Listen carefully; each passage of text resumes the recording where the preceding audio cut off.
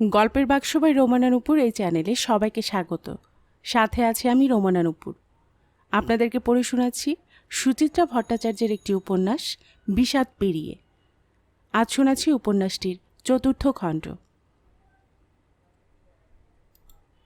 Dining টেবিলে বসে চা খাচ্ছিল করবী।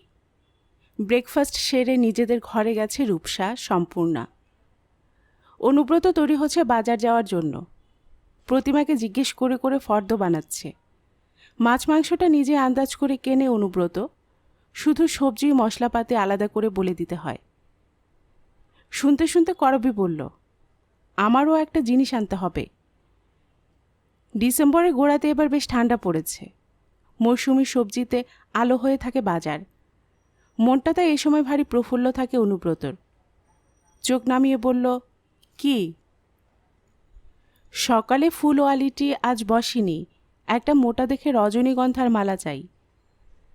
অনুব্রতর কপালে একটা পাতলা ভাঁজ পরেই মিলিয়ে গেল।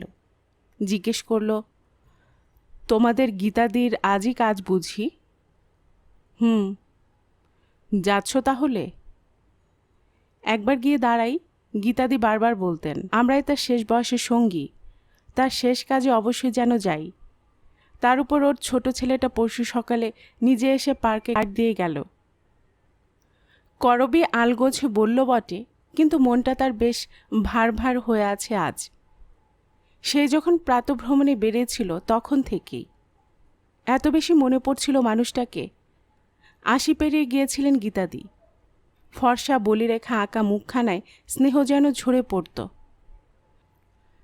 কাজের মেয়ে কাম রাত দিনের একমাত্র সেবিকা কাম সখী বছর ৫০-এর সরোজকে নিয়ে লাঠি ঠকঠক করে আসতেন পার্কে। নিজের কথা বলতেন না বড় একটা, রোগ ব্যাধির কথা তো নয়ই। আলাপের অনেক দিন পর করবীরা জানতে পেরেছিল বাগবাজারের একটা নামী মেয়েদের স্কুলে হেডমিস্ট্রেস ছিলেন গীতাদি, টানা ১৮ বছর।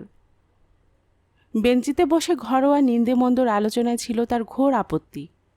বলতেন, লোকের শুধু খারাপটাই দেখলে মনটা নাকি পচে যায়। স্বামী মারা গেছেন গীতাদির চাকরি ফুরোনোর আগেই। ২ ছেলে দূরে দূরে থাকে। বহুকাল ধরে তিনি প্রায় একা, কিন্তু কারো বিরুদ্ধেই কোনো নালিশ নেই। বড় ছেলে লন্ডনবাসী ডাক্তার, ছোট পাইলট, মুম্বাইতে ফ্ল্যাট কিনেছে। কারো কাছে যেতেন না গীতাদি। অভিমান নয়, নিজের বৃত্তে বাস করাটাই ছিল তার প্রিয়। করবী যে বাড়িতে পেইং গেস্ট রাখল সে তো গীতাদির পরামর্শেই। এতে নাকি করবীর ছেলে ছেলের শোকটা লাঘব হবে। গীতাদি যে খুব ভুল বলেননি, করবী তো তা টের পাচ্ছে। অনুব্রত ব্যাগ নিয়ে তৈরি। চটি গলাতে গলাতে বলল, তুমি কখন বেরোবে? গিয়ে তো শুধু দাঁড়ানো, এই ধরো 11:30-12টা। আমি কি যাব সঙ্গে গাড়ি নিয়ে? দরকার নেই, একটু তো পথ। অনুব্রত সিঁড়িতে গিয়েও থমকালো। ঘুরে বলল, ডিউটিটা সেরেছ? কি বলো তো? আজ তারিখ কত খেয়াল আছে? 7 ডিসেম্বর। ও হ্যাঁ, তাই তো, আজ তো ছোটদের ম্যারেজ অ্যানিভার্সারি। ভুলে গিয়েছিলে? তোমারও তাহলে বয়স হচ্ছে? পলকাভাবে কথাটা ছুঁড়ে দিয়ে নেমে যাচ্ছে অনুব্রত। শুকনো হাসি ফুটল করবীর মুখে। সত্যি কি সে বুড়িয়ে যাচ্ছে? অনন্তকাল নয়, মাত্র ৮ বছর আগে বিয়ে হয়েছে ছোটুর। এখনও সেদিনের অনুষ্ঠান হইচই কানে বাজে। তবু দিনটা সে ভুলে গেল। রাজা একা এসেছিল বিয়েতে, ৩-৪ দিনের বেশি থাকিনি। আইরিনে তখন বাচ্চা হবে বলে ফিরে গিয়েছিল তাড়াতাড়ি। তবু ২ ছেলেকে একসঙ্গে কাছে পেয়েছিল করবী। সেদিক দিয়ে ছোটুর বিয়ের তো একটা বিশেষ মূল্যও আছে। তাও কেন এই বিস্মরণ? অনুব্রত এখনও ছোট ছেলের উপর যথেষ্ট চটে।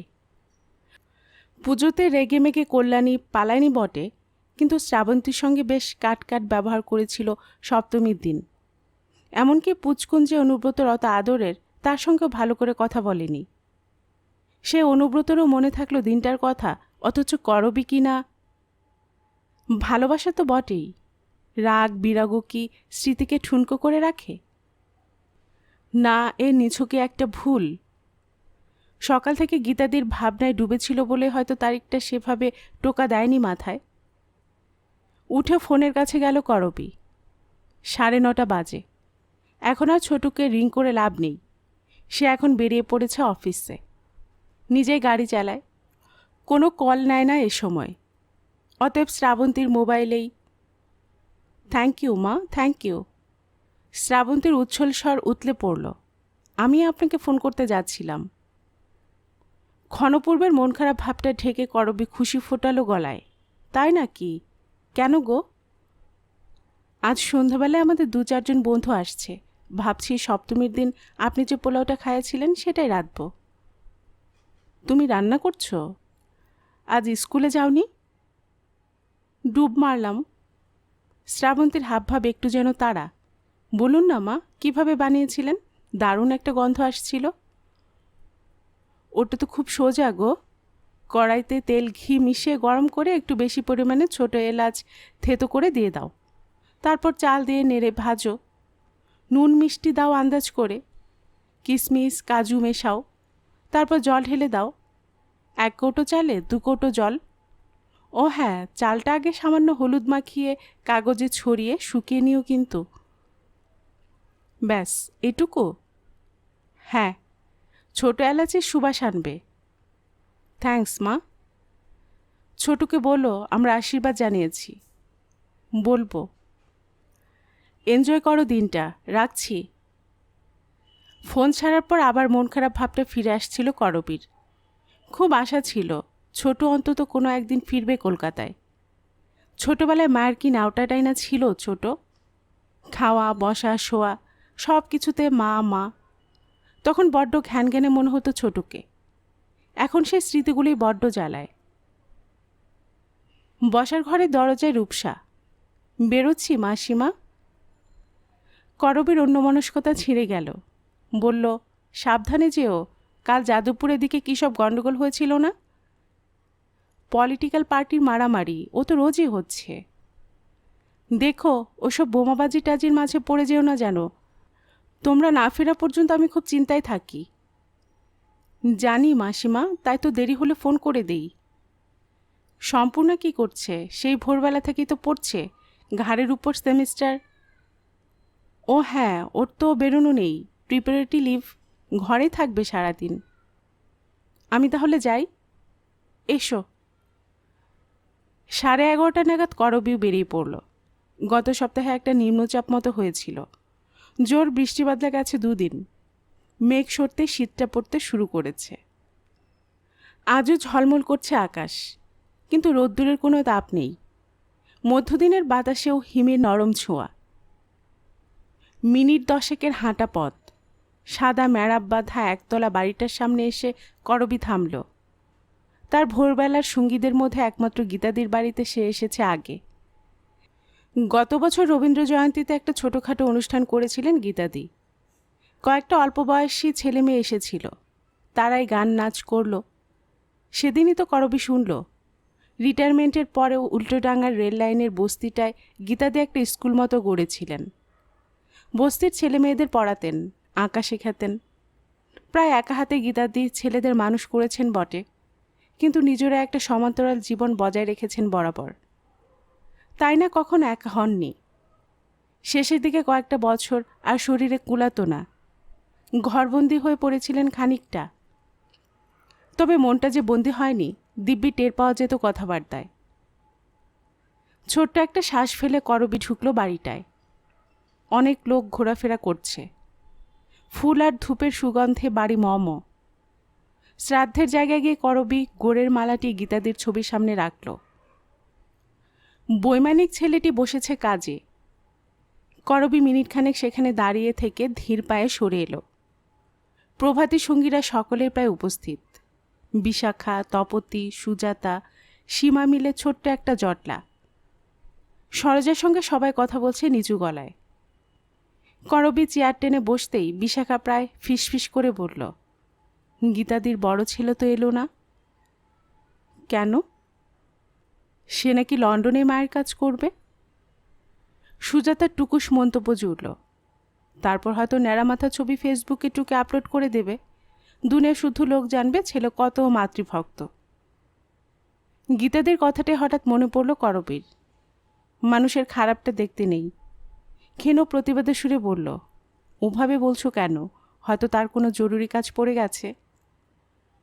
বলা সহজ ভাই, কিন্তু ভেবে দেখো, তুমি মরে গেছো, তোমার ছেলে মায়ের মরা মুখটাও দেখতে এলো না। বুকটা ধক করে উঠল করবীর।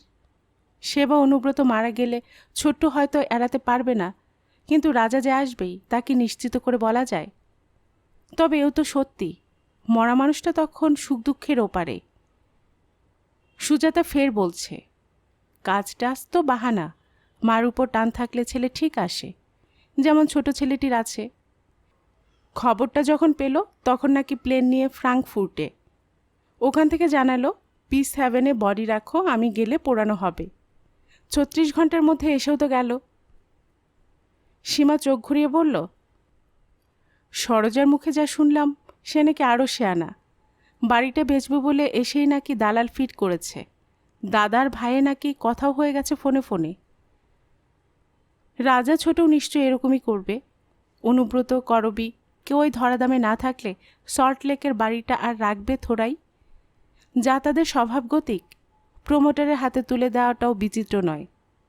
অনুব্রতর এত যত্নে তোলা বাড়ি, করবীর এত তিলে তিলে গড়া গৃহ। অনুব্রত করবীর মতোই বেবাক নিশ্চিহ্ন হয়ে যাবে। ভাবলেই বুকটা কেমন হু হু করে। তবু এটাই তো বাস্তব। গীতাদিও না বলতেন, আমি মরলে আমার বাড়িটারও পরমায় ফুরবে। সব বুঝেও শ্রাদ্ধ বাসরে এই কুটকচালি পরিপাক করতে পারছিল না করবী। গীতাদিকে শ্রদ্ধা জানাতে এসে এ যেন তার স্মৃতিকেই অপমান। আশ্চর্য, শুধু গীতাদিকে নিয়ে সবাই কথা বলছে না কেন? শুধু মলিন পোশাক আশাক পরা গোটা কয়েক ছেলে মেয়ে যা গীতাদির বড় ছবিটার সামনে গুটিসুটি মেরে বসে আছে করুণ মুখে। তাদের সমস্তরের নয়, সমবয়সী নয়, আত্মীয় তো নয়ই, সম্ভবত উল্টোডাঙা বস্তিরই কেউ। স্বার্থের সম্পর্ক নেই বলেই বুঝি গীতাদিকে ওরা ভালোবাসে। মানুষটা মারা যাওয়ার পরেও এই ভালোবাসাটা নিজ গুণে অর্জন করেছেন গীতাদি। সরোজা খেতে ডাকছে। শ্রাদ্ধ বাড়িতে পাত পেরে বসতে ভালো লাগে না করবীর। শুধু একটা সন্দেশ মুখে দিয়ে বেরিয়ে এলো রাস্তায়। হাঁটছেন ধীর পায়ে, সাদা খোলের শাড়ির উপর কালো লাল গুজরাতি চাদরখানা গায়ে জড়িয়ে। গীতাদির দুই ছেলের সম্পর্কে চোখা চোখা মন্তব্যগুলো এখনও কানে বাজছিল। ভাগ্যিস করবীর বড় পুত্রটির কথা তারা কেউ জানে না। করবী নিজেও কি জানত? নেহাত শর্মিষ্ঠার সঙ্গে একদিন দেখা হয়েছিল, তাই না টের পেল বড় ছেলেটি কি চিজ। বছর দেড়েক আগে এক বিকেলে করবী সল্টলেকের সিটি সেন্টারে গিয়েছিল একা, পর্দার কাপড় কিনতে। দোকানের দর্জিটাকে মাপটাপগুলো বুঝিয়ে দিয়ে বেরিয়ে আসছে। সামনে শর্মিষ্ঠা। দেখেই করবী চিনতে পেরেছে, তবু যেন একটা জড়তা কাজ করছিল। শর্মিষ্ঠায় সহজ সুরে বলল, কেমন আছেন মা? ভালো। করবীর স্বর ফুটল, তুমি? চলছে। শপিং এসেছেন বুঝি? ওই আর কি। তা তুমি এখানে? আমরা তো এখন সল্টলেকে ফ্ল্যাট কিনেছি, বাবা মা সবাই এখন এখানে। বিচিত্র আবাসন। করবীর দৃষ্টি তার সিথিতে ঘোরাফেরা করছে দেখেই বুঝি শর্মিষ্ঠা তাড়াতাড়ি বলে উঠল, আমি আর বিয়ে থা করিনি মা। করবী ঈষৎ অপ্রস্তুত। ঢোক গিলে বলল, তা চাকরি বাকরি কিছু করছো নিশ্চয়ই? হ্যাঁ, কলেজে পড়াচ্ছি। কলকাতায়? না, একটু দূরে, উলুবেড়িয়া। ওরে বাবা, সে তো অনেকক্ষণ লাগে। বাস ট্রেন মিলিয়ে 2 ঘন্টা, অভ্যেস হয়ে গেছে। করবী আর কথা খুঁজে পাচ্ছিল না, তবু একটা প্রশ্ন কুনকুন করছিল মাথায়। জিজ্ঞেস করবে না করেও ফস করে বলে ফেলল, আবার বিয়ে করলে না কেন? এত সুন্দর দেখতে তুমি, অত গুণ। বাড়তি সৌজন্য নয়, শর্মিষ্ঠার সৌন্দর্যের স্তুতিটা তার মনে রাখার কথাও নয়। সত্যিই তো শর্মিষ্ঠা সুন্দরী। ঝাঁ চকচকে রূপসী হয়তো নয়, কিন্তু চমৎকার মুখশ্রী। গায়ের রংটিও টকটকে ফর্সা, শুধু মাথায় একটু খাটো, এই যা। তাও ওই খর্বতাও যেন ঢলট খুমণ্ডলের সঙ্গে দিব্যি মানিয়ে যায়। সেদিন তো তাকে দেখল ৮-৯ বছর পর। প্রাক্তন পুত্রবধূটির রূপ তখনও একটুও টাল খায়নি। করবীর প্রশ্নটা বিব্রত হয়নি শর্মিষ্ঠা। সহজ স্বরে বলেছিল, বিয়ে করতে আর ইচ্ছে করল না। বাবা মায়ের বয়স হচ্ছে, আমার তো আর ভাই বোন নেই, তাই ওদের দেখাশোনা করছি। তোমার বাবা মা কেমন আছেন? ঠিকঠাক, তবে একটু আপসেট। এই যা, মেয়ের অপ্রত্যাশিত ডিভোর্স হলে যেমনটা হয় আর কি। জবাবটা কোথায় যেন ফুটেছিল করবীকে। মনে পড়ল, মিউচুয়াল ডিভোর্সের মেয়াদ যখন চলছে, একদিন ফোন করেছিলেন শর্মিষ্ঠার বাবা। বলছিলেন কোনোভাবে মিটমাট করিয়ে দেওয়া যায় কি না। করবী কোনো উত্তর দিতে পারেনি। অনুব্রত বলেছিল, ছেলের বউয়ের ব্যক্তিগত সমস্যায় নাক গলানো তাদের শোভা পায় না। এছাড়া আর কী বা বলবে। রাজা তখন ডিভোর্সের জন্য যা মরিয়া। শর্মিষ্ঠা ফিরে আসার মাসখানেকের মধ্যে সিডনি থেকে উড়ে এলো। ঝড়ের গতিতে উকিলকে দিয়ে আপসী বিচ্ছেদের চুক্তি বানালো। তারপর কাগজপত্র কোর্টে জমা দিয়েই জিজ্ঞেস করলে তখন একটাই উত্তর দিত রাজা, উই আর মিসম্যাচ মা। ঠিক 6 মাস যেতেই আবার কলকাতায় এসে গাঁটছড়া ছিন্ন করে দিয়েছিল আইন মাফিক। তারপর তো ওখানে বিয়ে করলো আইরিনকে। ঘর সংসারও তো করছে দিব্যি। করবী সেদিন দ্বিধান্বিত স্বরে শর্মিষ্ঠাকে বলেছিল, আমার বড় খারাপ লাগে জানো। কেন? তোমার জীবনটা নষ্ট হয়ে গেল। আমি তো তোমাকে পছন্দ করে এনেছিলাম। তো বিয়েতে তো একটা চান্স ফ্যাক্ট কাজ করেই। তোমাদের একদমই বনিবনা হয়নি, তাই না? বাদ দিন না ওসব পুরনো কথা। তা নয়, আমার খুব অবাক লাগে কি না, আমি তো আইরিনকে দেখেছি, ওর সঙ্গে মিশেওছি। অতি সাধারণ মেয়ে। আমি ভেবেই পাই না রাজা তার সঙ্গে ঘর করতে পারছে, অথচ তোমার মতো ব্রাইট একটা মেয়ের সঙ্গে তার মিলমিশ হলো না। কিছু মনে করবেন না মা, ছেলেরা কি সত্যি ব্রাইট মেয়ে পছন্দ করে? অন্তত যারা রাজস্বী টাইপ। কেন, রাজস্বী কীরকম? পুরনো কাসুন্দি ঘাঁটতে আমার ইচ্ছে করে না মা, তবু বলতে বাধ্য হচ্ছি। সে অতি আত্মসর্বস্ব। রাজস্বীর মধ্যে সভ্যতা ভব্যতার লেশমাত্র ছিল না। আইরিনকে নিয়ে সর্বসমক্ষে এমন মাখামাখি শুরু করলো, তা সহ্য করা যায় না। প্রতিবাদ জুড়তেই রাজস্বীর কী রূপ! সে আমার গায়ে পর্যন্ত হাত তুলেছে। মারতে মারতে একদিন মাঝরাতে আমাকে বের করে দিয়েছিল বাড়ির থেকে। যদি সেদিন পুলিশে যেতাম, আপনার ছেলেকে জেলে যেতে হতো। নিজের কানকে বিশ্বাস করতে পারছিল না করবী। বিড়বিড় করে বলেছিল, তুমি থাকতেই আইরিনের সঙ্গে রাজা তোমায় মারধরও করেছিল? এত বছর পরে রাজস্বীর নামে মিথ্যে অপবাদ দিয়ে আমার কি লাভ? করবী ক্ষুব্ধ স্বরে বলেছিল, তুমি আমাকে তখন বলনি কেন? আমি আমার বাবা মাকেও বলিনি। কি করতেন আপনারা? বদলে দিতে পারতেন ছেলেকে? নাকি সবার কাছে কেঁদে কেঁদে বেড়ালে আমার মান বাড়ত?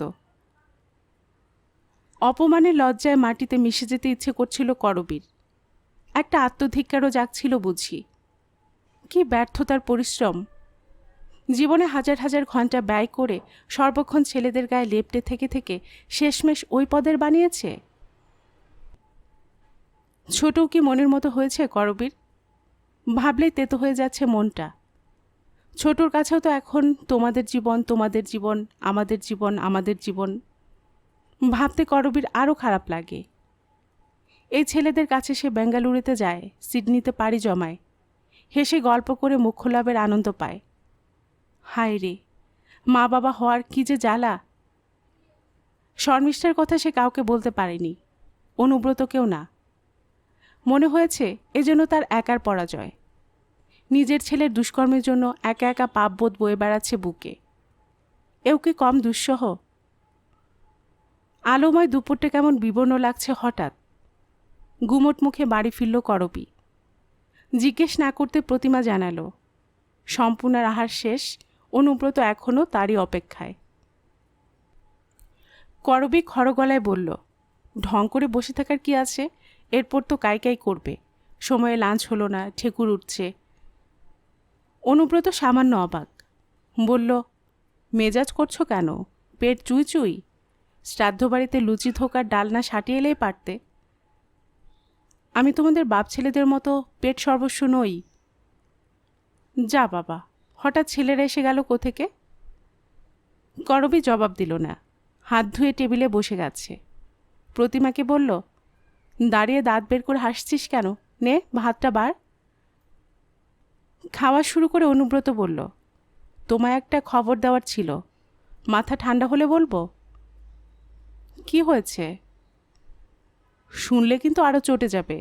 আমার গুণধর ছোট ভাগ্নে সামনের সপ্তাহে কলকাতা আসছে, বউ বাচ্চাদের নিয়ে। 2 দিন থাকবে এ বাড়িতে। হঠাৎ পলুর ছোট মেয়েটার গলায় কী সব প্রবলেম হচ্ছে। কল্যাণীর ডাক্তার কলকাতার কোন ইএনটিকে যেন রেফার করেছে। ব্যাটারা এক ঢিলে 2 পাখি মারার ধান্দা। মেয়ে দুটোকে চিড়িয়াখানা মিউজিয়াম দেখাবে। ও, তাতে আমি রাগ করব কেন? মামার বাড়ি তো পলু আসতেই পারে। করবীর নিরুত্তর উত্তরে অনুব্রত চোখ গোল গোল করে বলল, মানে থাকবে কোথায়? রাজার ঘরখানা আছে কি করতে? ওখানে তো তুমি ছোটুর মাল ঢুকিয়েছ, নড়াচড়া জায়গায় নেই, সেখানে 4 জন। ও হয়ে যাবে, মেয়েদের নিয়ে খাটে শোবে বউ, আর পলু নয় বাইরের ঘরে ডিভানে। বাড়িটার কি দশা করে ছাড়বে বুঝতে পারছো? এমন নির্বোধ ছেলে। আমি যে ওদের আশাটা চাইছি না, সেটা পর্যন্ত আমার ডায়লগ শুনে বুঝল না। বুদ্ধি কম ঠিকই, বদ তো নয়, বাপ মায়ের সেবা যত্ন তো করে। সে কি এমনি এমনি? লালুর মতো একটা স্কুল মাস্টারও যদি জুটত। দেখতে ভেগে গেছে। ব্যাটার 44-45 বছর বয়স হলো, এখনও একটা পাকা চাকরি নেই। মিল কলোনিতে ক্যাজুয়াল খাটছে। জামাইবাবুর পেনশনটা আছে বলেই না গোষ্ঠীশুদ্ধ সকলে তাও 2 বেলা 2 মুঠো অন্ন পায়। বাপ মাকে ছেড়ে নড়ার উপায় আছে হতভাগার? সেপারেট হয়ে গেলে মাথার উপর ছাদই তো থাকবে না। যাই বলো, পলুর প্রাণে খুব মায়া দয়া। ঠেলার নাম বাবাজি, নইলে জামাইবাবুর ওইটুকু বাড়িতে গাদাগাদি করে থাকতো। তবু আছে তো। যাদের নিয়ে তুমি জাগ করতে, তারা কোন স্বর্গে তোমার বাতি দেবে শুনি? যতই বলো, আমার ছেলেরা কেউ অপগণ্ড নয়। বকো না। ওদের একটাও যদি পলুর মতো অকাট হতো, বর্তে যেতে, বুঝলে? আরও ক্ষিপ্ত হতে গিয়ে অনুব্রত নিভে গেল যেন। মাথা নামিয়ে খাচ্ছে চুপচাপ। শেষ পাতে টমেটোর চাটনিটা ছুলোই না। উঠে চলে গেল শোয়ার ঘরে। এবার বোধহয় দিবানিদ্রা দেবেন। করবী বসার ঘরে গিয়ে খবরের কাগজ উল্টাচ্ছিল। পড়ার মতো তেমন কিছুই নেই। শুধু এখানে আন্দোলন, ওখানে বিক্ষোভ, সেখানে মারামারি। সরকার যেন ধুঁকছে। ঋণের দায়ে আত্মহত্যা করেছে এক চাষি। কোনো মানে হয়? বিয়ের আসরে কনেকে শাসাতে গিয়ে প্রেমিক গ্রেফতার। ধন্য প্রেম। মুম্বাইয়ের পতিতাপল্লী থেকে 4টে নাবালিকা মেয়েকে উদ্ধার করে আনলো পুলিশ।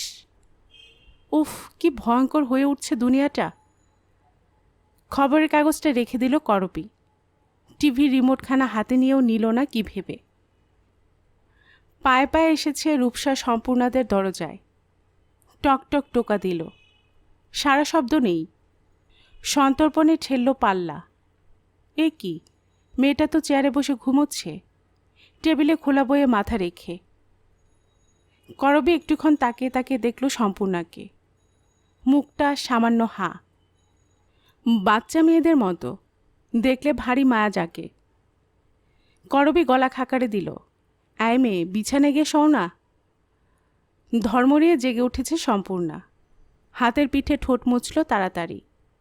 পড়া ফাঁকি দিয়ে ধরা পড়ে যাওয়া ছাত্রীর মতো বলে উঠল, চোখটা একটু লেগে গিয়েছিল। চোখের আর কি দোষ? হ্যাঁ, সারাক্ষণ বইয়ে মুখ গুজে থাকলে ক্লান্তি তো আসবেই। সম্পূর্ণার পিছনটা এসে দাঁড়ালো করবী। পিঠে হাত রেখে বলল, একটু রেস্ট নাও। না মাসিমা, বিশ্রাম কি করে নেব? মঙ্গলবার থেকে পরীক্ষা, এখনও কিছু প্রিপারেশন হয়নি। যা, তুমি তো মোটেই ফাঁকিবাজ নও, রোজই পড়াশোনা করো। তবু হচ্ছে না মাসিমা। ফার্স্ট সেমিস্টারের সিলেবাস যা লেন্দি, কী করে যে শেষ করব। অত ঘাবড়ানোর কি আছে? 4খানা তো সেমিস্টার, একটা সেমিস্টারে এক আধটা পেপার খারাপ হয়ে গেলে এমন কিছু সর্বনাশ হবে না, অন্য পেপারে মেকআপ করে নেবে। না মাসিমা, রেজাল্ট খারাপ হলে বাবা বড় দুঃখ পাবে। সম্পূর্ণর মুখ ম্লান দেখালো। এমনিতে বাবার মন টন খারাপ হয়ে আছে। কেন গো? গত সপ্তাহে খুব বৃষ্টি হলো, সব পাকা ধান খেতে নষ্ট হয়ে গেছে। ও মা, সে কি কথা? হ্যাঁ মাসিমা, এই চাষটার উপর বাবা ভীষণ আশা করেছিল। বড় চাষেও এবার মার খেয়ে গিয়েছিল কি না। তার উপর গত বছর আলুর ফলন তো খুব বেশি হলো, তাই আলুতেও একদম দাম পায়নি।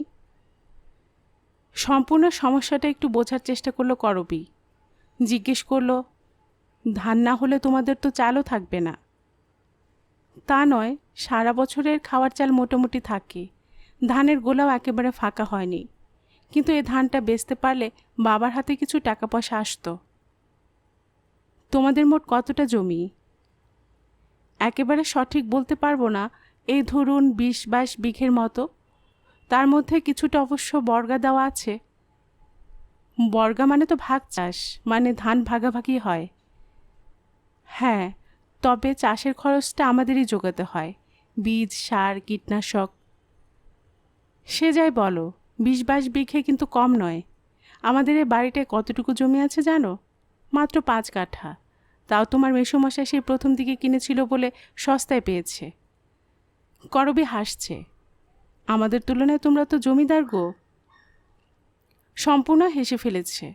বলল, মাসিমা, ওভাবে হিসেব হয় না। আমাদের মানে চাষিদের ঘরে নগদ টাকা বেশি থাকে না, কিন্তু খরচাপাতি তো সব নগদেই করতে হয়। চাষবাসের খরচ তো আজকাল কম নয়। এই তো ডিজেলের দাম বাড়ল, ট্রাক্টরের ভাড়াও বেড়ে গেল। বলতে বলতে সম্পূর্ণার গলা নামল। আমার পেছনে কত টাকা যাচ্ছে মাসে মাসে। ভাইয়া এবার হায়ার সেকেন্ডারিতে দেবে, দুজন স্যারের কাছে টিউশন পড়ে, তার খরচ আছে। তাছাড়া আমাদের সংসারও তো খুব ছোট নয়, দাদু, ঠাকুমা, পিসি। তোমার পিসিও থাকে সঙ্গে? কেন, তার বিয়ে হয়নি? হয়েছিল, নেয় না শ্বশুরবাড়িতে। সম্পূর্ণ একটু চুপ থেকে চোখ নামিয়ে বলল, দেনা পাওনা নিয়ে গন্ডগোল হয়েছিল তো গয়নাগাটি কেড়ে রেখে ভাগিয়ে দিয়েছে। ও, তাই তো বলছি, ধানটা গিয়ে বাবার বড্ড ক্ষতি হয়ে গেল। এখন যদি আমি স্কলারশিপটাও না পাই, কিভাবে যে পড়াশোনার খরচ চলবে। এমএসসিটা হয়তো শেষই করতে পারবো না। অত ভয় পাচ্ছ কেন, সব ঠিক হয়ে যাবে। করবি আলগা চাপ দিল সম্পূর্ণার কাঁধে। তা মাস্টার ডিগ্রিটা করে নিশ্চয়ই রিসার্চ করবে। যদি সুযোগ পাই। পাবে পাবে, তুমি যথেষ্ট ব্রিলিয়ান্ট। চেষ্টা চরিত্র করলে তুমি বিদেশেও চলে যেতে পারো। অত ভাবি না, এখানে যদি কোনো কলেজ টলেজে প্রফেসরি পাই। সম্পূর্ণার সঙ্গে আলাপচারিতা আজ বেশ ভালো লাগছিল করবীর। এমনিতে তো তেমন একটা কথা বলে না, আজ যেন খানিক মুখর হয়েছে। করবী খুঁচিয়ে খুঁচিয়ে জানছিল তার বাসনা, তার স্বপ্ন। প্রসঙ্গক্রমে উঠে আসছে তার গ্রাম, দিঘি, বটতলা, সন্ন্যাসীর থান, সরু নদী। মনটা তর হয়ে যাচ্ছিল করবীর। ভেতরে জ্বালাপোড়াটা যে জুড়িয়ে আসছে ক্রমশ। কখন যে দুপুর গড়িয়ে বিকেল হয়েছে, আলো কমে গেছে পূবমুখ ঘরের। সম্পূর্ণ টিউবলাইটটা জ্বালাতেই করবীর হুঁশ ফিরল। উঠে দাঁড়িয়ে বলল, এই দেখো, তোমার অনেকটা সময় নষ্ট করে দিলাম। না না, আমারও মাথা খানিকটা হালকা হলো। বটে, তাহলে মনের আনন্দে রসায়নে ফের সাঁতার কাটো, আমি চাটা পাঠিয়ে দিচ্ছি। বলে করবী দরজার দিকে যাচ্ছিল, কি ভেবে আবার ফিরে এসেছে। গলা নামিয়ে সম্পূর্ণাকে জিজ্ঞেস করল, সে পাজিটা আর তোমায় ফোনে জ্বালাতন করছে? যেন চমকে উঠল সম্পূর্ণা, মাথা ঝাঁকিয়ে বলল, না। তুমি খুব নার্ভাস হয়েছিলে, বুঝতে পারি, নইলে সিম কার্ড পাল্টাতে না। সম্পূর্ণা নীরব। করবী ফের জিজ্ঞেস করল, ছেলেটা কে? হ্যাঁ, কলকাতায় এসে আলাপ হয়েছে? তোমাদের ইউনিভার্সিটির কেউ? না। তোমাদের দেশের ওদিকটার কেউ? সম্পূর্ণ জোরে জোরে মাথা নাড়ল। কে তাহলে? তোমার অপরিচিত যে নয়, সে তো তোমার সেদিনের কথাবার্তা শুনেই বুঝেছি।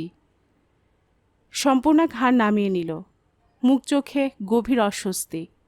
বোঝাই যায় প্রসঙ্গটা এড়াতে চাইছে। করবী আর চাপাচাপিতে গেল না, কিন্তু সামান্য শক্ত গলাতেই বলল, বলতে না চাও বলো না, শুধু একটা কথা জানিয়ে রাখি, পড়াশোনা করতে এসেছ, আজেবাজে কোনো ব্যাপারে না জড়ানোই মঙ্গল। আর হ্যাঁ, এ বাড়িতে থেকে তুমি কোনো নষ্টামি করবে তা কিন্তু আমি বরদাস্ত করব না।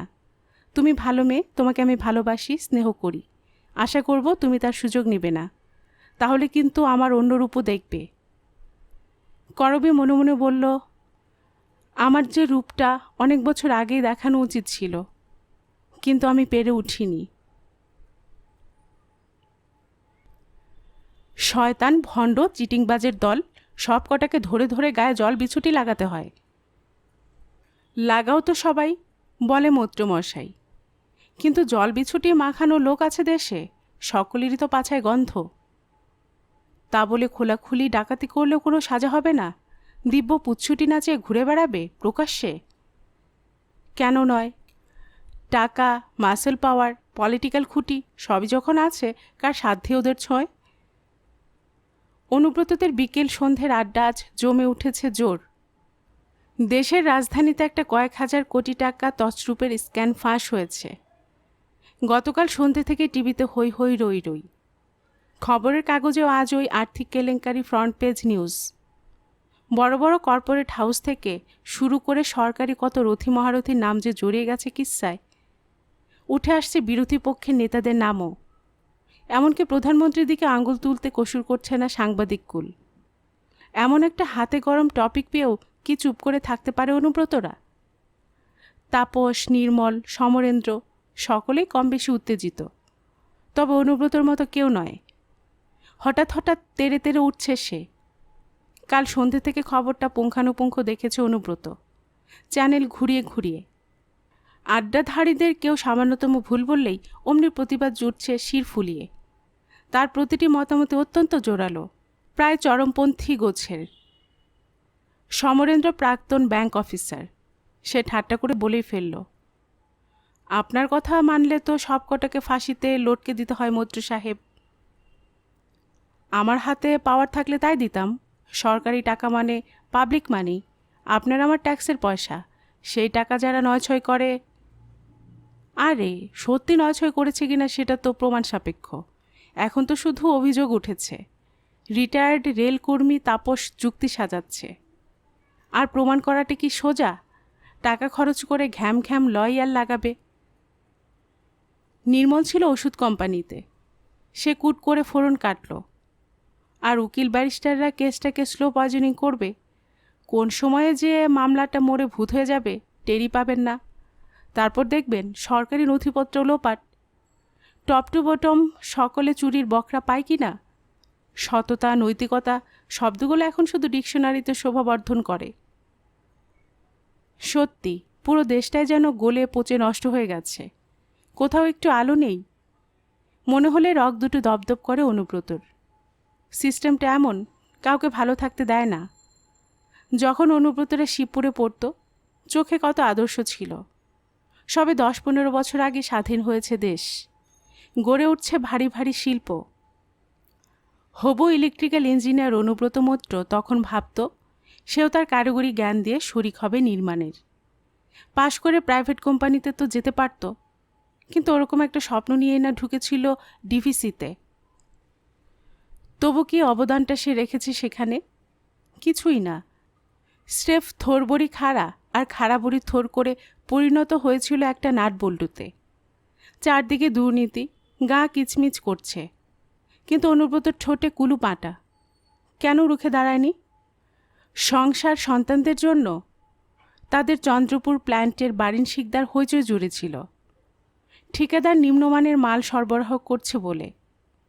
বেমক্কা খুনি হয়ে গেল বারিন। দামোদরের ধারে পাওয়া গেল তার লাশ। প্ল্যান্টে সবাই বলল বারিন একটা আহাম্মক। ঠিকই তো। অনুব্রত কেমন বুদ্ধিমানের মতো নির্বিবাদে নিশ্চিন্তে কাটিয়ে দিল জীবনটা। টপাটপ প্রমোশন পেল। এখন মোটা পেনশন নিয়ে সুখে স্বাচ্ছন্দ্যে যাপন করছে অবসর জীবন। তবু বিবেকটা কুটকুট করে কামড়ায় যে। সাধে কি ক্ষোভে ফেটে পড়ে অহরহ? ওই রাগ ঘেন্নার বেশ খানিকটা কি নিজের উপরেও নেই? প্রসঙ্গ বদলে গেছে আড্ডায়। অলস নিষ্ফলা গুলতানির এটাই তো দস্তুর। আর্থিক দুর্নীতি থেকে রাজ্য রাজনীতি, সেখান থেকে ক্রিকেট, ফুটবল, টেনিস, পাল্টে পাল্টে যাচ্ছে বিষয়। শেষমেশ এলো আবহাওয়া। এবার মাঘের গোড়াতে শীত কেমন কমে গেল, তাই নিয়েও জোর তর্ক। কারোর মতে এ গ্লোবাল ওয়ার্মিংয়ের ফল। কয়েক বছর পর শীত ঋতুটাই নাকি আর থাকবে না। কেউ বা তর্জনী নেড়ে বলছে 2-4 দিনের মধ্যে নাকি বৃষ্টিপাত হবে, তারপর ফের ফিরে আসবে হাড় কাঁপানি। অসুখ বিসুখের আশঙ্কায় তো রীতিমতো উদ্বিগ্ন হয়ে পড়ল নির্মল। তাই শুনে সকলেই কি হাহা হাসি। 7টা নাগাদ ভঙ্গ হলো জমায়েত, নিয়ম মতো। পার্ক থেকে বেরিয়ে সমরেন্দ্রের সঙ্গে হাঁটছিল অনুব্রত। সমরেন্দ্র বড্ড শীত কাতুরে, এখনও কমফোর্টারে জড়িয়ে রেখেছে গলা মাথা। অনুব্রতও সাবধানী, ফুল স্লিভ সোয়েটার এখনও ছাড়েনি, শুধু টুপিখানায় যা নেই। আলো আঁধারি পথ ধরে চলতে চলতে সমরেন্দ্র একটা সিগারেট ধরিয়েছে। প্যাকেটটা বাড়িয়ে দিয়ে বলল, চলবে না কি? না। ঠান্ডায় মন্দ লাগবে না কিন্তু, পুরনো আমেজটা ফিরে পাবেন। না বোসদা, আমি যা ছাড়ি চিরকালের জন্য ছাড়ি। আরে 1-8টা খেলে কিছু হয় না, তাছাড়া ছেড়ে দিয়ে ধরার মজাটাই আলাদা।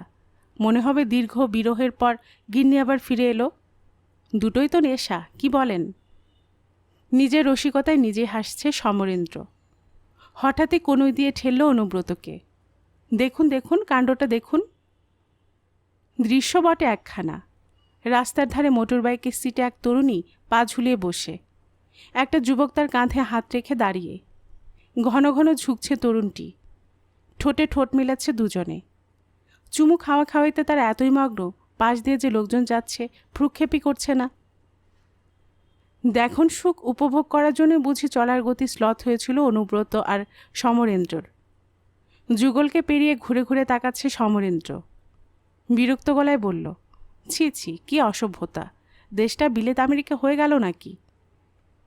অনুব্রতর হাসি পেল, শ্লেষের সুরে বলল, সিনটা এনজয় তো করলেন দিব্যি। মোটেই না, ওরা কতদূর বাড়াতে পারে দেখছিলাম। ওরা কতটা এগুলে আপনি খুশি হতেন? হ্যাঁ, এমন রসিকতা করেন না। রস এখনও পুরো মরেনি যে। অনুব্রত হাসছে। আমি আপনার মতো হিপোক্রিট নই। ইয়াং ছেলে মেয়ে একটু বেসামাল হয়ে প্রেম করছে, দেখতে খারাপ লাগবে কেন? সমরেন্দ্রর বুঝি গায়ে লেগেছে, মুখে আর বাক্যটি নেই। অনুব্রতর বাড়ির কাছাকাছি এসে থামল একটু, বলল, চলি, কাল দেখা হবে, যদি বেঁচে থাকি।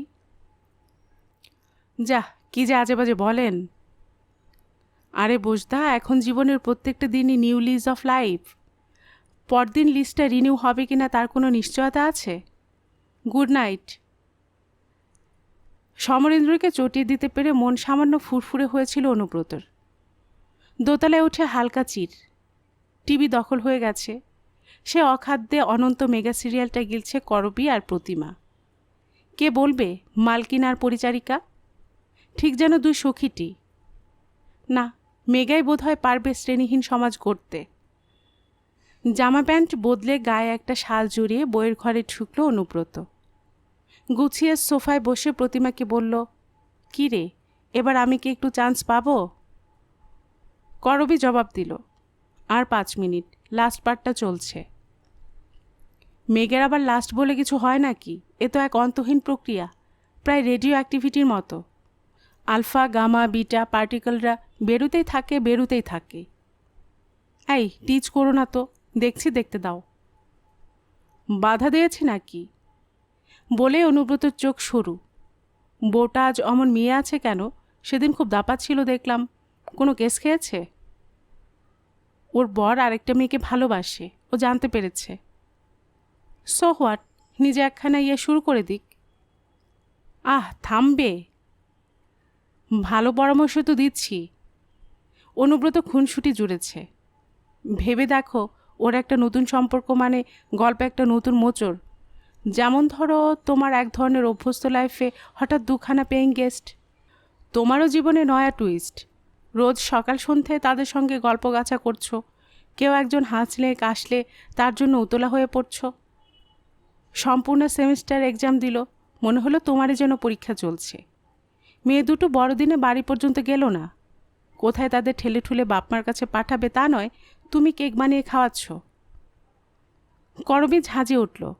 বেশ করেছি, 1000বার করব। করো না, কে তোমায় বাধা দিচ্ছে? বরং আমার তো লাভই লাভ।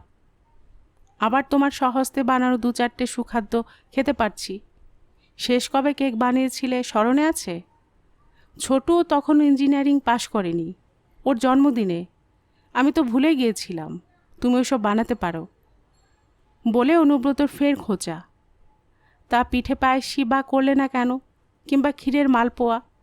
পৌষ সংক্রান্তি তো পেরিয়ে গেল। উফ, কানের পোকা নড়িয়ে দিল।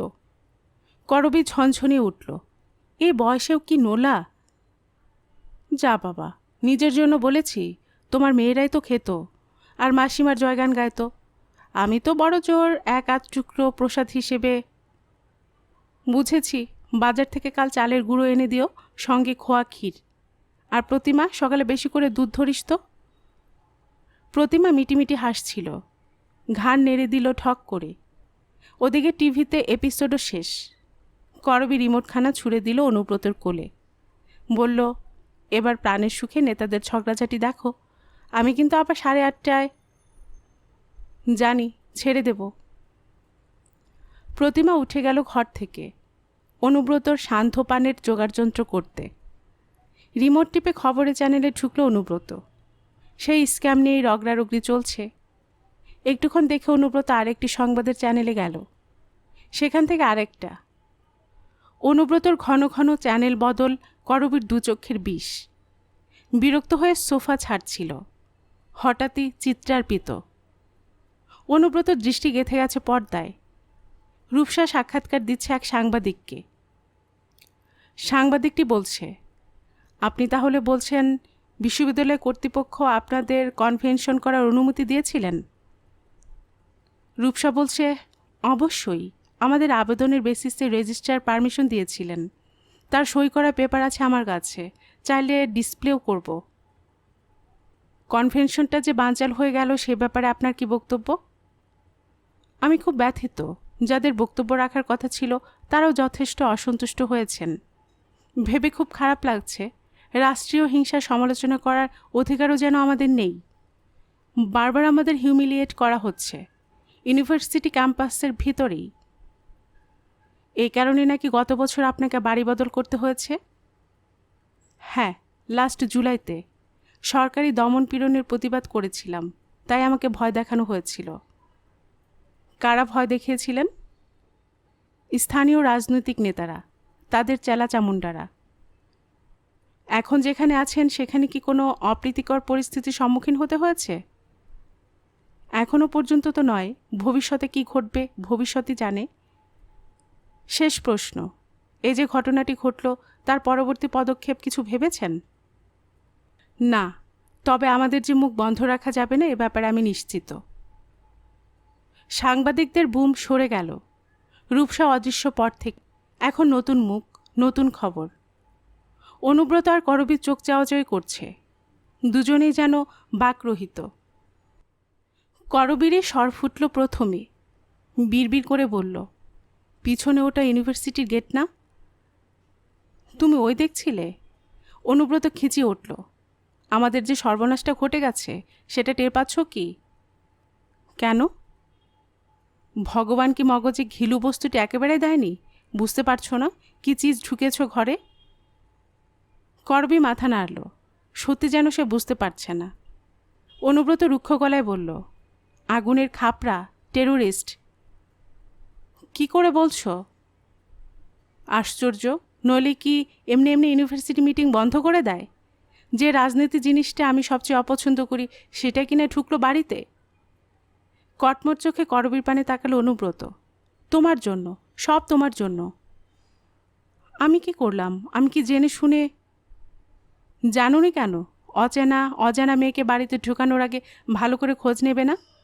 অন্য মেয়েটার বাপকে তাও দেখা গেছে, এর তো কারোরই দর্শনই পেলাম না।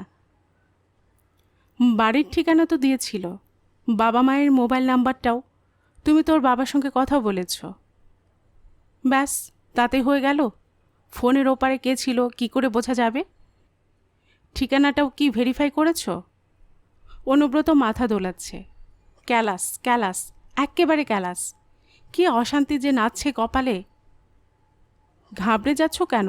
রূপসার সঙ্গে সরাসরি কথা বলো।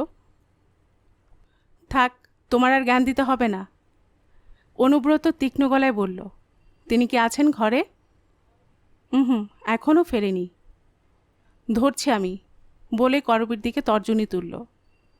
তুমি কিন্তু থাকবে সামনে, রাখবে না তাড়াবে ডিসিশনটা তুমিই নেবে। পানিও রেখে গেছে প্রতিমা, একটু তাড়াতাড়ি শেষ করে ফেলল অনুব্রত। আবার ঢালল এক পেগ। চোখ টিভিতে, কিন্তু মন যেন অন্য কোথাও। পর্দার বাকবিতনটা যেন ঢুকছেই না কার। দ্বিতীয় পেগও সাফ। সরিয়ে রাখল গ্লাস বোতল। উঠে বাথরুমে গেল একবার, ফিরে আবার বসেছে সোফায়। কোলাপসিবল গেটে শব্দ হতেই অনুব্রত টান টান। ঘাড় ঘোরালো। হ্যাঁ, রূপসাই চটি ছাড়ছে। গলা ভারী করে অনুব্রত ডাকল, শোনো। রূপসা দরজায় এসেছে। কিছু বলছেন মেসোমশাই? হ্যাঁ, বসো, এখানে কথা আছে। অনুব্রতর স্বর শুনে রূপসা যেন একটু সচকিত। ঝলক দেখল করবীকে, তারপর গুটি গুটি পায়ে তার পাশটিতে গিয়ে বসেছে। করবীকে জিজ্ঞেস করল, কি হয়েছে মাসিমা? মাসিমা নয়, আমার সঙ্গে কথা বলো। অনুব্রত গলা ছাড়ল। তুমি আমাদের মিথ্যে পরিচয় দিয়েছিলে কেন? আমি মিথ্যে? রূপসার গলায় অকৃত্রিম বিস্ময়। কই না তো। বললে হবে, তোমার সম্পূর্ণ আইডেন্টিটি তো ডিসক্লোজ করনি, জানাওনি তো তুমি রাজনীতি করো। আমি তো রাজনীতি করি না মেসোমশাই। রূপসার স্বর সহসাই দৃঢ়। অতীতেও করতাম না, ভবিষ্যতেও করার কোনো বাসনা নেই। গুলগাপ্পি মেরো না। তুমি কি বলতে চাও যাদবপুর বিশ্ববিদ্যালয় এমনি এমনি তোমার পিছনে লেগেছে? তুমি কনভেনশন না কি যে করতে যাচ্ছিলে, অকারণে সেটাকে স্টপ করে দিয়েছে? হ্যাঁ মেসোমশাই, প্রায় তাই। স্রেফ পার্টির নেতাদের চাপে এই কাণ্ডটা ঘটল। কারণ আমরা কনভেনশনে যা বলতে চাইছিলাম রাজনীতির লোকদের তা হজম হবে না। কি এমন গুরুপাক কথা বলো তোমরা? বাই দা বাই, তোমরাটাই বা কে? আমরা কয়েকজন মিলে একটা স্টাডি সার্কেল করেছি, নাম হয়তো শোনেননি, নবদিশা। যাদবপুর আর কলকাতা বিশ্ববিদ্যালয়ের কয়েকজন অধ্যাপক আছেন নবদিশায়। আছে কিছু ছাত্রছাত্রী, আমার মতো 2-4জন রিসার্চ স্কলারও, প্লাস অন্য পেশারও কেউ কেউ, ডাক্তার, লয়ার। আমরা মূলত একটা ফ্রি থিঙ্কার গোষ্ঠী। তবে আমাদের মূল লক্ষ্য রাষ্ট্রীয় সন্ত্রাসকে প্রতিহত করা, নির্মূল করা। আজকের কনভেনশনটাও ছিল এই নিয়ে। আমাদের দুর্ভাগ্য, সুযোগ পেলাম না কথা বলার। অনুব্রত তেরচা চোখে করবীকে বলল, দেখেছ তো, ইন্টারভিউটা শুনেই আমি ঠিক আন্দাজ করে ফেলেছিলাম। রূপসা সন্দিগ্ধ মুখে বলল, আমাদের কি ভেবেছেন? তোমরা যা ঠিক তাই। নবদিশা না কি নাম, তার আড়ালে একটা জঙ্গি সংগঠন। না না মেসোমশাই, একেবারে তা নয়। রাষ্ট্রশক্তির সঙ্গে আমাদের কোনো শত্রুতা নেই। আমরা শুধু রাষ্ট্রীয় হিংসাকে আটকাতে চাই, অকারণে কমন পিপলের উপর অত্যাচার বন্ধ করতে চাই। দেখো, বেশি গুলি কপচিও না। কথার মারপ্যাচ যাই করো, আড়ালে কি আছে আমি খুব বুঝি। তোমরাই তো তলে তলে। আমাদের কোনো তলে তলে নেই মেসোমশাই, আমরা কোনো গুপ্ত প্রতিষ্ঠান নই। সত্যি কথা বলতে কি, কোনো রাজনৈতিক দলের সঙ্গে প্রত্যক্ষ যোগও নেই। তেরঙা, গেরুয়া, লাল, না না। আমাকে পট্টি পড়াচ্ছ? আমি সব জানি। অকারণে তোমায় যাদবপুরের বাড়ি থেকে উৎখাত করেছিল। কারণটা শুনবেন? রূপসার ঠোঁটে একটা মিহি হাসির আভাস। তারপর যদি আপনাদের ইচ্ছে হয় আমাকে উৎখাত করতে, আমি এক কথায় চলে যাব, টু শব্দটি করব না। অনুব্রত তাকালো করবীর দিকে, একটু যেন ফাটল ধরে ভাবনায়। তবু নিরস্বরে বলল, আশা করি কিছু লুকাবে না। গোপন করার মতো কিছু তো নেই। মনে আছে নিশ্চয়ই, বীরভূমে একটা স্টিল ফ্যাক্টরির জন্য জমি নিচ্ছিল সরকার, জোরজার করে, কম দামে। হ্যাঁ জানি, চাষিদের আপত্তি ছিল, গভর্নমেন্ট শোনেনি। গোলমালও তো হয়েছিল খুব, পুলিশ ফায়ারিং টায়ারিং। 8-8টা লোক মারা গিয়েছিল অন দ্য স্পট। সরকারি এই অ্যাকশনের বিরুদ্ধে নবদিশা প্রতিবাদ সভা করেছিল ইউনিভার্সিটি ক্যাম্পাসে। আমরা লিফলেট ছেপে গোটা বিষয়টা জানিয়েছিলাম ছাত্রছাত্রীদের বিশদে। চেয়েছিলাম স্টুডেন্টদের মধ্যে ওই ব্যাপারে একটা মতামত গড়ে উঠুক। আপনারাই বলুন, আমাদের কাজটা কি অন্যায়? না না, রূপসারা তো ঠিকই করেছে, করবী বলে উঠল। লোকগুলো বেঘরে মারা গেল, তার প্রতিবাদ হবে না? এই তুমি থামো তো। করবীকে মৃদু ধমক দিল অনুব্রত। চশমার কাচের উপর দিয়ে দেখল রূপসাকে। ঈষৎ বিদ্রূপের ভঙ্গিতে বলল, তার মানে তুমি বলতে চাও পুলিশ ফায়ারিংয়ের বিরুদ্ধে প্রোটেস্ট করার জন্য তুমি আগের বাড়ি থেকে গলা ধাক্কা খেয়েছিলে? আরও কিছু রিজন ছিল বই কি, রীতিমতো সলিড। রূপসার স্বরে পলকা কৌতুক। ওই প্রোটেস্ট মিটিংয়ে 7 দিন পরে ছিল ইউনিভার্সিটির ছাত্র সংসদের নির্বাচন। আমাদের এমনই কপাল, ওই মিটিং লিফলেটের কারণে কিনা কে জানে হেরে ভূত হয়ে গেল শাসক দলের ছাত্র সংগঠন। অমনি রাগটা গিয়ে পড়ল নবদিশার উপর। আমি যেহেতু বক্তৃতা করেছিলাম, পার্টি টার্গেট হয়ে গেলাম আমি। তা ক্যাম্পাসের মধ্যে তো হেকল করা মুশকিল, চারদিকে খবর রটে যাবে, টিভি নিউজ পেপার গোল বাঁধাবে। সুতরাং রূপসাকে ডেরাতেই ধরো। আপনারা ভাবতে পারবেন না পাড়া ছেলেদের দিয়ে আমায় কি হেনস্থাটাই না করেছিল। আঙুল উঁচিয়ে শাসাচ্ছে। পাড়ায় থাকতে গেলে টু শব্দটি করা চলবে না, কোনো বেজালপনা দেখলেই লাইফ হেল করে ছেড়ে দেব।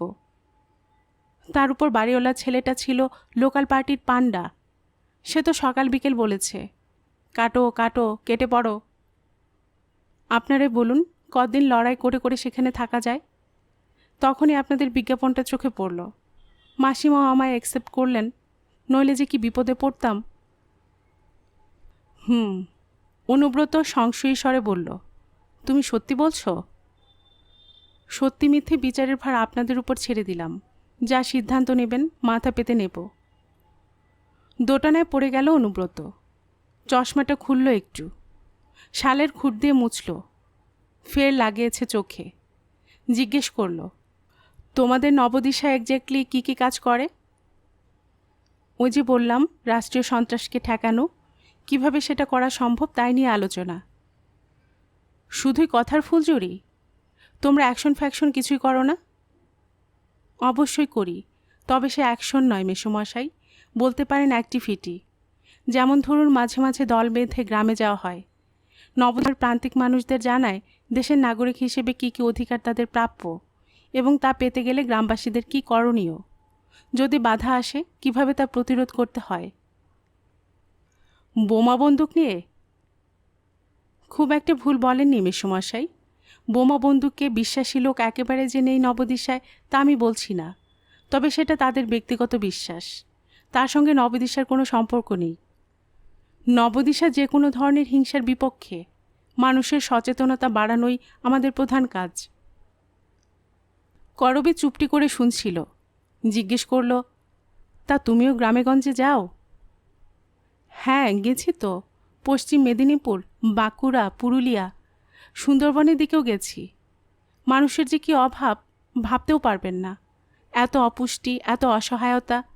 ওসব জায়গায় গেলে মনে হবে শহরে আমরা যারা বিলাসী জীবনযাপন করছি তারা তো পাপিষ্ঠ।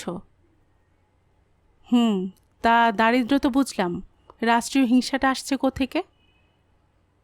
এটাও কি আপনাদের বুঝিয়ে বলতে হবে মেসোমশাই? দেখছেন না আমাদের দেশটাকে, কি হিংসাটাই না চলছে। মাটির নিচের খনিজ সম্পদগুলোর দখল নেওয়ার জন্য কত লক্ষ লক্ষ আদিবাসীকে যে ভাগানো হয়েছে তাদের আস্তানা থেকে, একেবারে কুকুর বেড়ালের মতো, অথচ সেখানে তারা হাজার হাজার বছর ধরে বাস করছিল।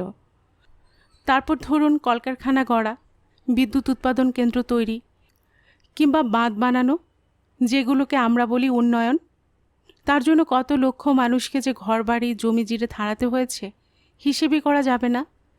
আর এই সবই হয়েছে সরকারের প্রত্যক্ষ মদতে। যেখানে মানুষ আপত্তি জানিয়েছে সেখানে চলেছে গভর্নমেন্টের জোরাজুরি, নির্বিচারে খুন খারাপি, মেয়েদের উপর অত্যাচার। কি হয়নি? রূপসা খুব একটা ভুল বলছে না। ডিভিসি গড়ে ওঠার সময় তো কত কি ঘটেছে। মাইথন, পাঞ্চেত, চন্দ্রপুরা থেকেও তো কত আদিবাসীকে গরু ছাগলের মতো খেদানো হয়েছিল। অবশ্য এটাই তো সভ্যতার নিয়ম। পৃথিবীর সব দেশে তো উন্নয়নের ফাঁসি কাঠে বলি দেওয়া হয় আদিবাসীদের। আমেরিকায় রেড ইন্ডিয়ানরা প্রায় মুছে গেল। অস্ট্রেলিয়ায় অ্যাবঅরিজিনরা তো এখন প্রায় সংরক্ষিত প্রাণী। দেখেই তো এসেছে অনুব্রত। সিডনির ফুটপাথে ডিজিরিরু বাজিয়ে আধা ভিকিরির মতো কেমন পয়সা রোজগার করে বেচারারা। তবু ধন্দ যাচ্ছিল না অনুব্রতর। কড়া গলায় নয়, সহজ সুরে রূপসাকে জিজ্ঞেস করল, তা তুমি এসব চক্করে কেন? পিএইচডি করছো, কলেজ ইউনিভার্সিটিতে পড়াবে, তা না করে এসব সংগঠন। রূপসা হাসল। আমার নিয়তি মেসোমশাই। মানে? সে আরেক গল্প। তখন আমি এমএ পড়ি কল্যাণীতে।